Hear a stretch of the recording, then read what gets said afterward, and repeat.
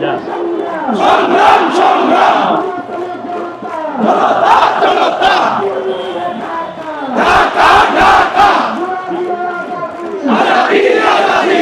প্রধান উপদেষ্টা বক্তব্যে হাদি হত্যার বিচারের কোনো বিষয় আসলে ফুটে ওঠে নেই, এটা আমাদের জন্য অ্যালার্মিং। তো আমরা যে 24 ঘন্টাটা বেঁধে দেওয়া হয়েছে ইনকিলাব মঞ্চের পক্ষ থেকে, এটা আসলে দেশের সাধারণ মানুষের সকল বিপ্লবীদের চাওয়া। এর আগেও আমরা বারবার আলটিমেটাম দিয়েছি, কিন্তু কাজ হয় নাই। এবারে চূড়ান্ত লড়াইয়ে আমরা নামবো ইনশাআল্লাহ।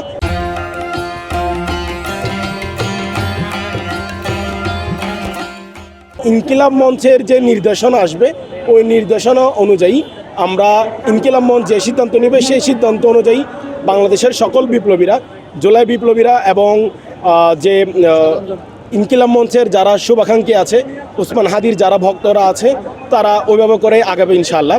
তবে এই হত্যাকাণ্ডের বিচার হচ্ছে কি হচ্ছে না, এটাই এই সরকারের জন্য একটা লিটমাস টেস্ট।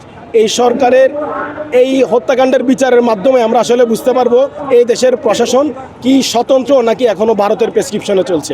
হাদি ভাই ছিল ভারতীয় আধিপত্য এবং আগ্রাসনের বিরুদ্ধে এক লড়াকু সৈনিক, কিন্তু আমরা দেখেছি সেই লড়াকু সৈনিকরে দেশ বাংলাদেশ যেভাবে মূল্যায়ন করা উচিত ছিল, এই প্রশাসনের যেভাবে মূল্যায়ন করা উচিত ছিল, এই প্রশাসন চরমভাবে ব্যর্থ হয়েছে।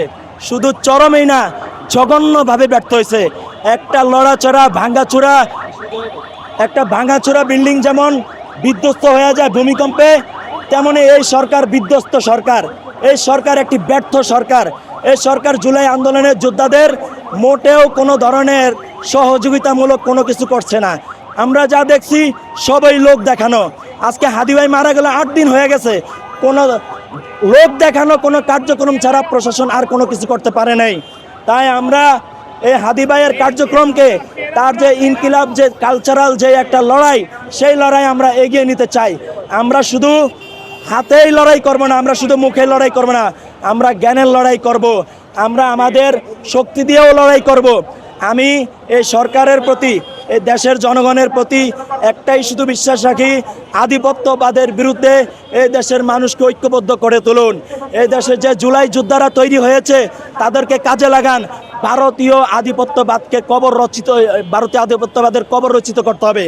আরও বলে দিতে চাই, বাংলাদেশের সামরিক খাত আরও শক্তিশালী করুন।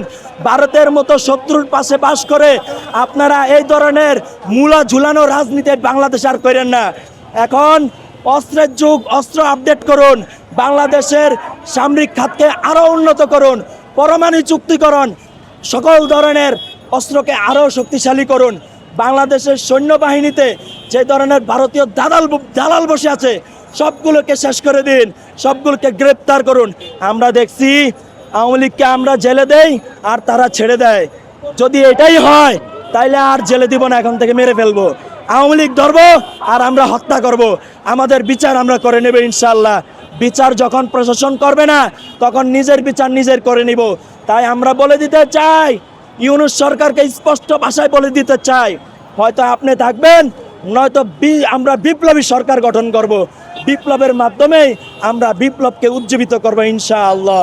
হাদি ভাই জিন্দাবাদ, হাদি ভাই জিন্দাবাদ, ইনকিলাব জিন্দাবাদ, বাংলাদেশ জিন্দাবাদ, মুজিববাদ মুর্দাবাদ।